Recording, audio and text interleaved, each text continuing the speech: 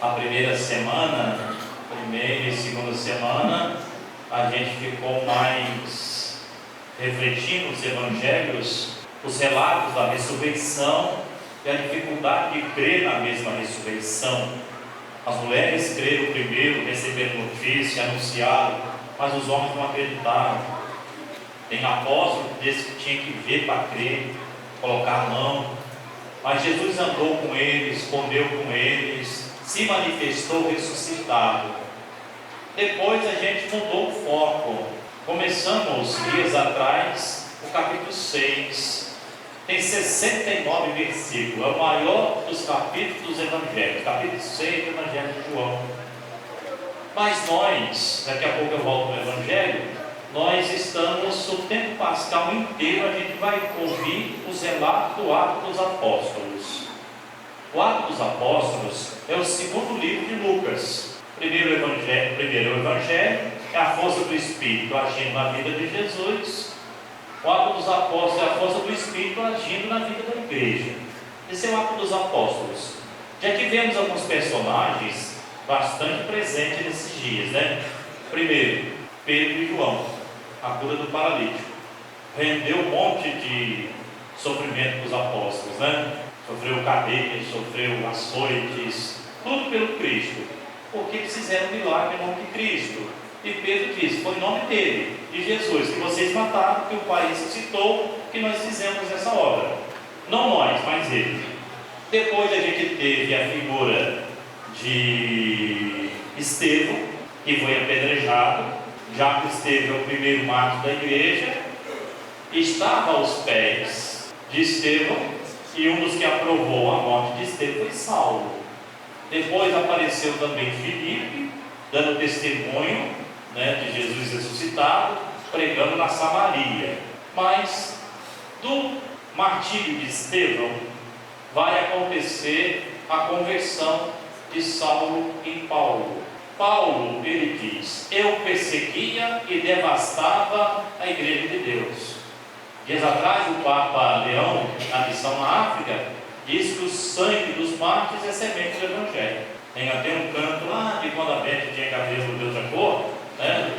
A gente cantou muito: quando a América chegou a hora de levantar, o sangue dos mártires fez as sementes se espalhar. Sangue dos mártires, semente do Evangelho. Estevão morreu a exemplo do Mestre, perdoando os seus algozes e vendo o céu aberto. Jesus entregou o Espírito na mão do Pai, Estevão entregou o Espírito na mão de Jesus. E agora acontece a conversão de Saulo em Paulo. Ele estava indo com carta para prender, levar para a prisão homens e mulheres que seguissem o caminho. Os discípulos de Jesus eram chamados discípulos do caminho. Lá em João 14, Jesus fala que eu sou o caminho. Discípulos do caminho. Caminho é Jesus.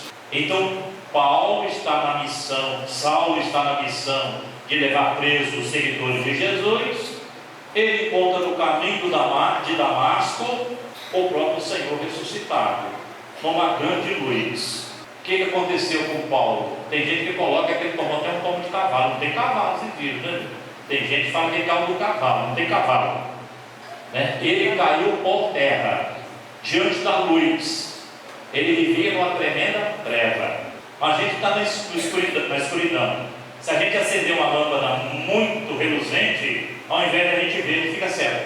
Porque o excesso da luz faz com que a gente, quando a luz atacar, a gente não consegue enxergar. Então Saulo vivia em uma treva, encontrou Jesus no caminho de Damasco. Jesus ressuscitado, viu, gente? Saulo não teve encontro pessoalmente com Jesus. Saulo, Saulo, por que me persegues? E ele ficou cego 3 dias. 3 dias, ressurreição, vida nova. E aí entrou na história um outro personagem, Ananias. Jesus falou com ele em visão: Ananias, vai procurar no tal endereço, na rua lá, um homem chamado Saulo. Ananias vai olhar bem para Jesus e falar: mas Senhor, aquele lá, a fama dele não é boa. Ele persegue, ele tem carta para levar preso. Ele não é flor que se cheira, ele é carne de pescoço, a 100, né? Carne de pescoço, aquilo é uma cobra venenosa, a gente sabe nomear também. Então, ele não presta. E Jesus, em visão, vai falar para Ananias: não tenha medo de receber Saulo, porque eu escolhi para ele levar o meu nome aos pagãos. Primeira conversão que tem aqui é a conversão de Ananias. A gente só pode perdoar e acolher alguém se a gente se converter, porque senão a gente não perdoa. Então Jesus teve que trabalhar primeiramente Ananias para que ele receba o pecador público. Não eram as escondidas, não. Saulo, depois já convertido em Paulo, vai dizer: eu persegui e devastava a igreja de Cristo. Então, o primeiro trabalho de Jesus foi no coração de Ananias, fazer com que Ananias mudasse o jeito de ser para acolher Saulo, que era pecador mesmo. Ele aprovou a morte de Estevão, ele nem se moveu no apedrejamento, mas agora ele está às escuras. É o processo de conversão. Primeiro Jesus cura a dureza do coração de Ananias, mostrando para ele o que ele ia sofrer por causa de Cristo. Ele vai encontrar Saulo. E como é que a saudação, olha que saudação bonita de Ananias para Saulo, depois de curado: Saulo, meu irmão. O pecado rompe a fraternidade. O pecado faz com que eu não considere mais o outro meu irmão. Lembra outro texto bíblico que vem na memória de vocês, Lucas 15? O irmão mais velho dizendo ao irmão mais novo: esse teu filho. Quantas vezes em casa que tem mais de um filho, os filhos dizem assim: está vendo aí o que o seu filhinho fez? Está vendo que a sua filhinha fez? Não é? Não é meu irmão, não. Porque quando eu estou engasgado com alguém, a gente rompe a fraternidade. Não é meu irmão mais, não é minha irmã mais. Saulo, meu irmão. Olha só, Saulo, meu irmão. Jesus me enviou para te acolher, e pôs as mãos. Vai receber o Espírito Santo, vida nova, vida nova. Paulo depois vai comer e vai se sentir bem. A vida de comunidade, muitas vezes a gente vem para as missas, para as celebrações, a gente vem desse jeito: não quero acolher aquele, não quero perdoar o outro, mas o Senhor me alcançou. Antes que eu alcance o irmão que eu devo perdoar, a misericórdia de Deus, a misericórdia de Jesus me alcançou. Eu estou aqui pela graça, eu estou aqui pela misericórdia. Toda a missa a gente reza, como é que a gente fala antes de comungar? Senhor, o centurião, né? Senhor, eu não sou digno que entreis em minha morada, mas dizei uma palavra, serei salvo. Você é centurião romano. Mas antes disso, a gente canta o quê? Cordeiro, João Batista. É o cordeiro que tira o pecado do mundo. Mesmo sabendo que Jesus é o cordeiro que tira o pecado do mundo, a gente se encontra indigno. Então, primeiro, o Senhor me alcança, me perdoa, me regenera, para que eu tenha força que vem do alto para eu perdoar o irmão que precisa do meu perdão. Sim. Segundo domingo da divina misericórdia, como o Pai me enviou, envie vocês, receba o Espírito Santo. O pecado daqueles que vocês perdoarem serão perdoados, e o pecado daqueles que vocês não perdoarem não serão perdoados. É claro que o sacramento da absolvição está reservado aos padres e aos bispos, mas o perdão diário é ordem de Jesus para nós. Não é facultativo, não, é exortativo. Perdoar o irmão, perdoa o irmão. Então, Saulo, e aqui tem o alimento, a imposição das mãos, doação do Espírito e o alimento. A gente recebe a graça de Deus, a palavra, depois a gente se alimenta, como Saulo. A gente não é santo. Eucaristia não é pão para os anjos, Eucaristia é pão para o povo a caminho. Isso que é Eucaristia. Não é para os santos comungarem, os santos estão no céu. é para nós, frágeis, pecadores, pecadoras, mas a misericórdia de Deus é maior. Isso é Eucaristia. Então a gente entra no Evangelho, capítulo 6, discurso do pão, maior capítulo dos Evangelhos. Vocês sabem que João não tem instituição da Eucaristia lá na ceia. Tem a ceia, lembra a ceia, tem o lava-pés, capítulo 13, da Quinta-feira Santa, mandamento do amor, faça-se em minha memória, mas não narra a ceia, como os demais evangelhos. Porque o discurso do pão está no capítulo 6. Jesus desafia, primeiro é o Filipe, o William, Filipe. A multidão, como é que a gente vai dar pão para isso todo mundo, toda essa gente comer? Senhor, nem 200 moedas daria para dar pão para todo mundo. Então, Filipe quer resolver o problema do mundo financeiramente. Jesus, aí entra o segundo apóstolo, discípulo apóstolo, André, significa humano, irmão de Simão Pedro. Aqui tem um menino aos pequenos. Aqui tem um menino que tem 5 pães e 2 peixes. Tem o suficiente, coloca em comum. Papa Francisco já tinha dito no passado, se 5% do orçamento das guerras tivesse investimento para saciar a fome do mundo, não havia necessidade de nós. Agora, com essas malditas guerras, muito maior o orçamento das guerras. Papa Leão falou na África sobre a fome, sobre a injustiça, sobre o investimento nas armas, mas não investe no ser humano. Então, o problema do mundo não é a falta de alimento, não é a escassez de alimento, é falta de partilha do alimento, ou desperdício também. Então, Jesus veja o que tem, multiplicou, rezou, agradeceu, mandou partir, sobraram 12 cestos. A multidão queria fazer o rei.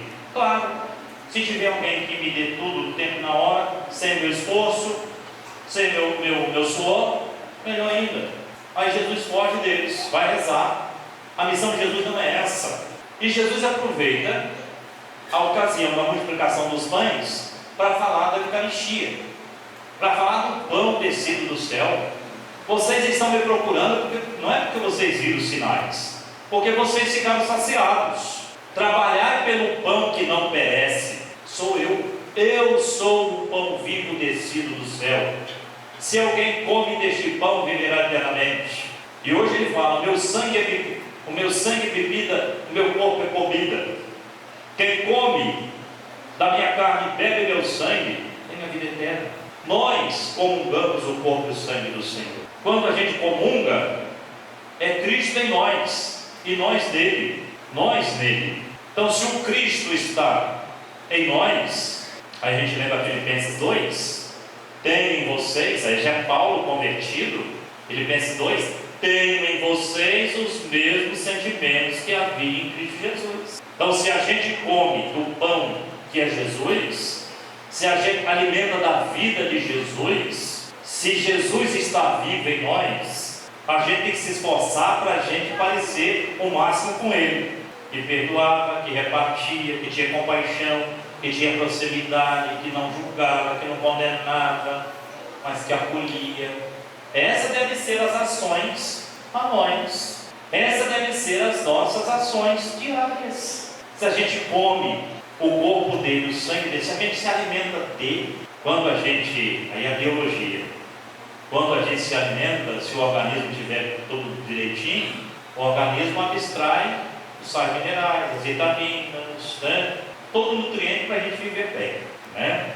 A Eucaristia é o próprio Jesus que se faz alimento para nós. Então, se a gente tirar da Eucaristia, extrair da vida de Jesus o bem que Ele fez, a gente vai ficar repleto de coisa boa. Se o organismo estiver bem, aí faz o exame de sangue. Nossa, a taxa de colesterol está em dia, né, Beth? A glicose, né? Triglicerídeos, né? Tudo bem. Vitamina D, que é a vitamina do sol, vitamina B, está tudo bem, tudo jóia. Aí você fala: nossa, que bom. Por que a gente alimenta de Jesus, da palavra da Eucaristia, e às vezes, se for fazer um exame espiritual em nós, está tudo alterado. Manda perdoar, padre, perdoa. Ah, padre, manda repartir. Padre, tem dificuldade de repartir. Ó, padre, manda não julgar que eu julgo os outros. tem alguma coisa errada, o organismo não está bom, não. Está abstraindo. Se abstrai, se o organismo está bom, abstrai dos alimentos os nutrientes, vida saudável, força para trabalhar, alegria para viver, o cabelo não cai. Vocês estão bem pensando no Padre Jorge, não tem nada a ver isso não, gente. Pensar no Padre Jorge, isso é pecado, né? Isso é bullying, né? Não, a fortaleza nos cabelos, tudo, a pele fica bonita, né? Se o organismo estiver bem, vida saudável. Mas a gente participa de tanta missa, a gente comunga tantas vezes. Por que as maravilhas de Jesus, que Deus realizou na vida de Jesus, na força do Espírito Santo, não é tão percebida entre nós?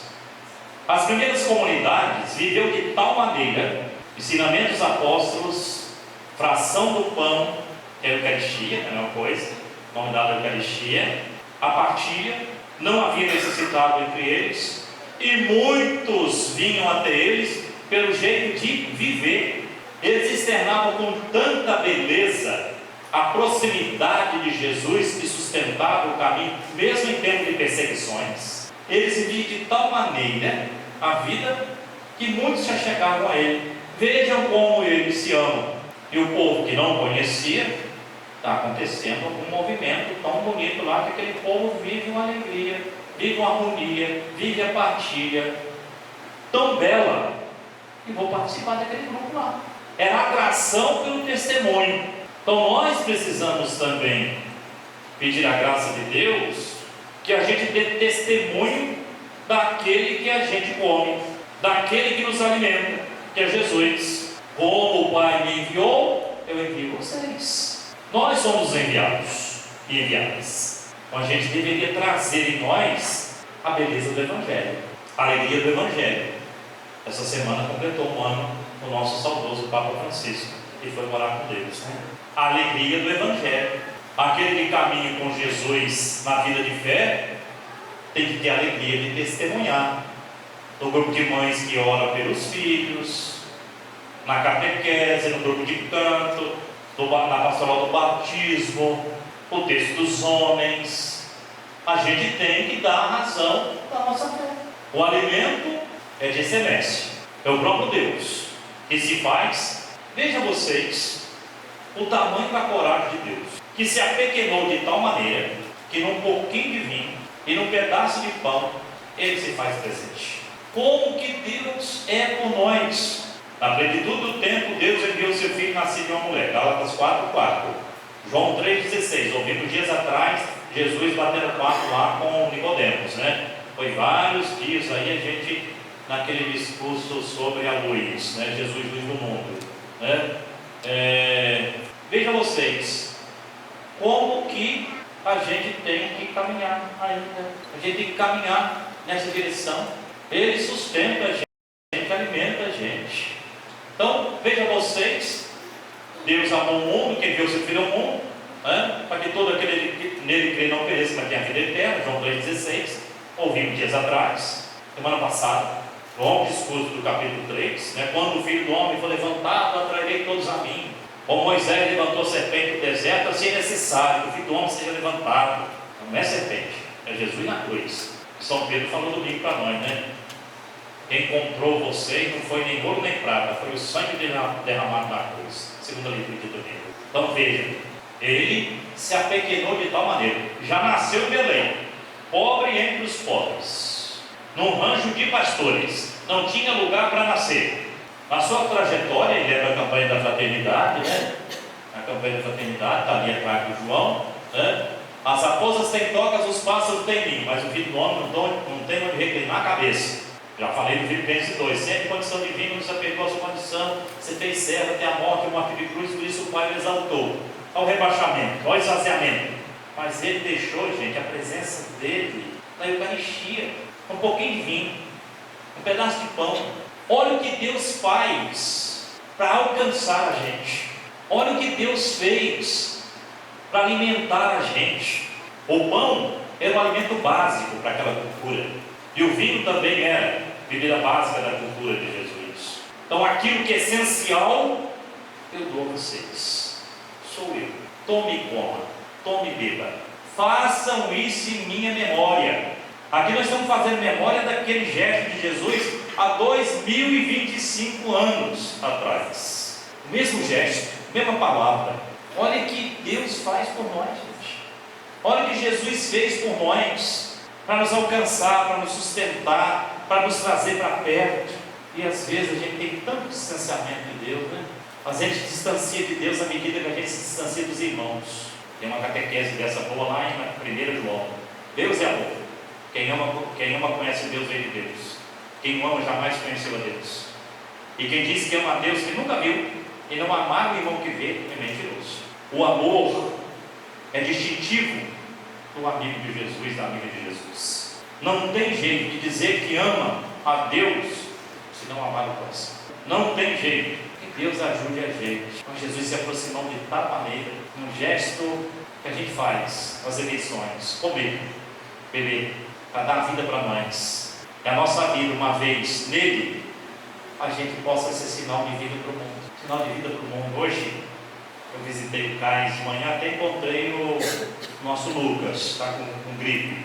Lucas, da comunidade São Francisco, está no seminário, propedêutico. Aí quando eu fui lá visitar uma senhora, nem da minha paróquia, mas estava demorando muito visitá-la, aí eu fui lá visitar porque tem pressa. Meu carro estacionado ao lado do Cais, duas adolescentes da saúde mental, Estela e Mariana, duas belas jovens adolescentes. Me viu com estola no braço. Oi, moço, o senhor é da igreja? Parei no andar de cima. Sou padre, lá de Juarez, lá na Santo Antônio. Ah, é? Um dia eu vou lá na sua igreja. Mas venha visitar a gente aqui, padre. Duas adolescentes, a saúde mental. Então hoje, muitos dos nossos jovens estão depressivos. E uma das coisas que pode estar deprimindo a nossa juventude, as nossas crianças, uso excessivo de celular, uso excessivo de tela. Já falei para a Beth Manel um pouco. Não sei como é particular. Não quero expô-lo aqui no meio de vocês, né? A juventude está ficando ensimismada de uma tal maneira que está tirando a beleza da vida. Não sabe lidar com os problemas diários, porque vive um mundo virtual, o mundo das maravilhas, o mundo da cor, o mundo da imagem. E a vida tem dor, a vida tem momento de escuridão, desafio. Então o clamor que eu faço para vocês que têm crianças e adolescentes, limita um pouco. Eu até recebi um vídeo sobre esse assunto, que quem me mandou foi a Ana, filha da Giz. Me mandou hoje de manhã. E o recado é esse. Depois eu vou disponibilizar para algumas pessoas aqui. Aí vocês fazem um aporte no meu Pix, né? Claro, nada de graça, né? E depois eu vou mandar para vocês um vídeo que chama a atenção com excesso de tela. Aquelas duas adolescentes lindas. Venha visitar a gente, padre, aqui na saúde mental. Então vamos preservar muito as nossas crianças, integridade. Que bom que o governo agora regulamentou um pouco aí o ECA, né? ECA digital. Tem que ter limite mesmo. Mas a primeira autoridade sobre uma criança e uma adolescente há de ser o pai e a mãe. Quando o pai e a mãe perdeu a capacidade de ser autoridade sobre os filhos, alguém vai ter que exercer isso depois. Talvez não de forma carinhosa. É pior. Então, gente, claro que tem que usar com moderação. Com moderação. Tudo em excesso, proibido. Que Deus abençoe a todos nós. Vamos cuidar muito, vamos dar muita atenção. Mas por que às vezes a Beth não dá atenção para a neta dela? Porque ela está no celular dela, não solta o jeito nenhum. Ela não quer que a neta dela converse com ela para atrapalhar o TikTok dela. Ela não dá o celular para a neta dela. A Beth, gente, é uma personagem fictícia, que não tem ninguém chamado de neta, não, viu, gente? Não tem nada disso, né? Então que Deus ajude a gente, abençoe a todos nós e abençoe vocês nessa festa bonita. Abençoe aquele pessoal que está lá nos bastidores da cozinha lá, viu, gente? Tem um povo lá atrás, lá trabalhando lá para garantir as guloseimas da festa. Que Deus abençoe todas as pessoas que estão se empenhando, trabalhando, dedicando para fazer a festa aqui de Bom Jesus, melhor festa possível. Deus abençoe a todos.